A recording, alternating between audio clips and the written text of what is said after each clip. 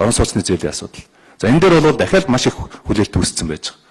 Нөгөө зээл нь үндсэн зээл нь төлөгддгүү дандаа авсан зээлийн хүүхд төлсөөр байгаад ингээд эцэстээ 20 жилийн дараа зээл төлөөд орон сууцны зээл төлсөн хүн эргээд юу болж байгаа нөхөр нөгөө авсан байр нь бас л хэвээрээ өөрийнх нь өмч болоогүй хэвээрээ байж байгаа шүү дээ. Тэгэхээр энэ тогтолцоог одоо бид нар зайлшгүй тогтолцооны хувьд эргэж харах ийм шаардлага өнөөдөр байж байгаа байхгүй. Тэгээ ийм ерөнхий үгээр би ипотекийн зээлийн хөтөлбөрийг тогтвортой зохистой хэмжээнд хадгалах, орон нутагт төлхөө хэрэгжүүлэх энэ төр гэдэг нэг ийм ерөнхий үгээр оруулмаар байна л да. Жилд 2 удаа улсын хурлын чуулган чуулж байгаа. Тийм учраас эдийн засгийн байнгын ороо бол яг энэ зээлийн үг бууруулах тогтоолын үг бол дандаа энэ чуулж байгаа чуулганыхаа үеэр бол авч хилцэж явах хэрэгтэй. Энэ хамгаалан гишүүнтэй яг санал нэг байгаа. Бидэнд тэр хүмүүст бол хувь хүмүүс аж ахуй нэгжүүдэд бол одоо тэр улс төр нэг сонирм биш байхгүй юу. Тэр хүмүүст бол юу сонирм гэхээр өсөө зээлийн хөв буур зээл авах орчин бүрдэх юм байна.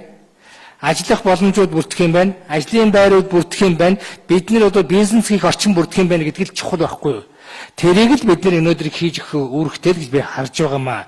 Тийм учраас одоо тэр төсвийн алдагдлыг бууруулах, тийм ээ, инфляцийн бол барьж байх, эрх зүйн орчныг бүрдүүлж өгөх энэ зүйлүүдийн ипотекийн зээлийн нэмээд явах энэ зүйлүүдийг бол Монгол банк бол энэ бас давхар хариуцаад явах энэ зүйлүүдийг зайлшгүй хийх ёстой юм байлаа гэж би бодож байгаа. Жавхлан гишүүн